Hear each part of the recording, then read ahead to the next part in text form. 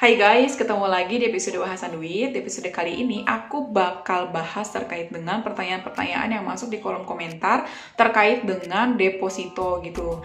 Terima kasih banyak buat kalian yang sudah menonton video tersebut. Aku terharu karena itu video pertamaku yang nyampe ditonton 20.000 viewers gitu. Thank you so much buat kalian yang sudah menonton sampai akhir.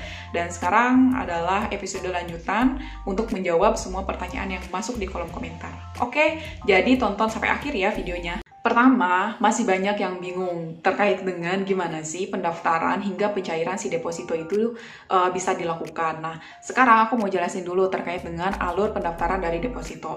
Pendaftaran deposito bisa dilakukan langsung ke bank, secara offline ataupun bisa secara online. Kalau misalnya kalian offline, otomatis kalian datang ke banknya, kemudian kalian akan mengisi formulir pendaftaran deposito. Nah, kalian juga perlu membawa identitas asli diri kalian, entah itu KTP, SIM, ataupun paspor. Nah, sama yang selanjutnya itu, kalian perlu membawa uang, entah itu bisa fisik ataupun nanti bisa ditransfer untuk setoran awal. Setoran awal ini diatur oleh bank. Ada yang 5 juta, 8 juta, dan juga 10 juta. Itu minimal setorannya gitu. Nah, terus tadi pada saat kalian mengisi formulir, kalian akan ditanya jangka waktu penyimpanan depositonya berapa lama, apakah ini akan diperpanjang otomatis ataukah tidak, kemana uang deposito akan dicairkan. Begitu teman-teman. Nah, setelah selesai pembukaan rekening deposito dan penyetorannya, maka kalian akan mendapatkan bilet deposito. Ini contoh dari bilet deposito ya teman-teman. Nah, si bilet deposito ini ada bank yang memberikan pada hari H pembukaan rekening, ataupun juga ada bank yang memang membutuhkan waktu. Jadi dia baru diberikan itu H+7 hari kerja setelah pembukaan rekening selesai dilakukan gitu. Jadi bilet deposito ini bisa dikatakan sebagai bukti dari kepemilikan deposito berjangka kalian. Jika kalian tertarik untuk mengikuti pembukaan rekening deposito secara online, maka kalian bisa masuk ke website bank masing-masing kemudian mengikuti prosedur pendaftaran online tersebut. Adapun jika kalian ikut online, maka kalian tidak akan mendapatkan si bilet deposito. Biasanya bukti kepemilikan depositonya akan masuk ke notif email, ataupun kalian bisa nge-track si deposito tersebut di m-banking bank masing-masing.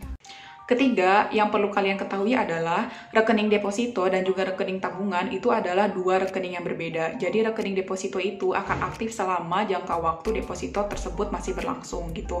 Adapun nanti setelahnya uang dari rekening deposito akan cair ke rekening tabungan kalian. Maka akan lebih mudah jika kalian mendaftarkan deposito di bank yang kalian emang udah punya si rekening tabungan di sana gitu. Contoh nih, aku udah punya rekening tabungan Bank Mandiri, maka akan lebih mudah kalau aku buka deposito itu di Bank Mandiri juga gitu, supaya rekening afiliasinya satu bank gitu.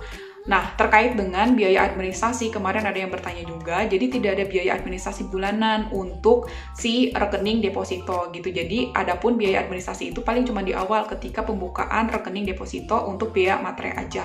Yang ada biaya administrasi bulanan itu adalah untuk rekening tabungan kalian. Keempat, ada 3 jenis deposito berjangka yang perlu kalian ketahui gitu. Nah, yang pertama ada non-automatic rollover. Jadi non-automatic rollover ini, jadi setelah si jangka waktu deposito berakhir ya udah tidak ada perpanjangan otomatis dari bank gitu. Jadi semua uang pokok deposito termasuk juga dengan bunganya akan cair ke rekening tabungan kalian. Nah, kalau yang kedua itu ada yang dikatakan sebagai automatic rollover. Jadi dia akan memperpanjang otomatis si jangka waktu deposito kalian itu gitu. Contoh misalnya udah berakhir nih deposito yang 6 bulan, nah dia akan memperpanjang 6 bulan kemudian, tapi hanya untuk pokok depositonya saja. Adapun yang ketiga ada automatic rollover plus gitu. Jadi kalau di sini perpanjangan otomatisnya itu untuk pokok plus bunga sesuai dengan jangka waktu di awal gitu. Jadi harap diperhatikan kalian akan yang ikut yang mana. Selanjutnya ada pertanyaan terkait dengan bunga deposito. Jadi memang ada 2 skema dari bank. Yang pertama, bunga deposito itu bisa dicairkan setiap bulan ke rekening yang terdaftar untuk pencairan deposito plus bunganya. Adapun yang kedua, bunga deposito itu bisa dicairkan setelah jangka waktu deposito selesai gitu. Nah, bunga deposito itu pasti akan cair setelah dipotong pajak. Jadi kalian tidak usah pusing bagaimana memotong pajaknya, lapor pajaknya, dan lain sebagainya. Jadi itu udah bersih bunga yang ditransfer kalian setelah dipotong pajak. Kemudian ada juga yang berkeluh terkait dengan kenapa kok deposito saya rasanya tidak ada bunganya, malah semakin kecil. dan dipotong biaya admin katanya gitu. Nah, aku nggak tahu sebenarnya itu bagaimana kronologinya, tapi misalnya ada kasus seperti itu, tolong tanyakan dan komunikasikan kepada bank yang bersangkutan gitu, sehingga kalian bisa memahami terkait dengan kasus yang terjadi, karena tidak dibenarkan jika deposito tidak cair bunga. Pertanyaan terakhir terkait dengan seorang ibu yang bertanya apakah bisa deposito berjangka ini dijadikan sebagai tabungan untuk masa depan anak. Jawabannya bisa, kalian bisa menggunakan deposito sebagai tabungan masa depan anak. Jikapun kalian mau ikutan deposito untuk masa depan anak, nah maka kalian ikutin aja langsung yang ARO Plus gitu, automatic rollover plus gitu, supaya nanti dia akan memperpanjang otomatis si pokok plus bunganya. Jadi emang nggak keambil gitu sampai beberapa tahun ke depan gitu. Nah, adapun ini juga perlu dihitung lagi ya gitu, kebutuhan masa depan anaknya teh berapaan gitu. Dan juga perlu diperhatikan juga apakah ada instrumen investasi lain yang memang lebih profitable gitu ketimbang si deposito ini. Itu sih.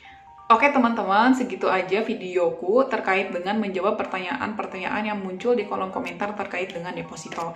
Terima kasih untuk kalian yang selalu menonton videoku. Sampai berjumpa lagi di video bahasan duit selanjutnya. Dan jangan lupa untuk ikutin terus video-video selanjutnya ya. Dadah!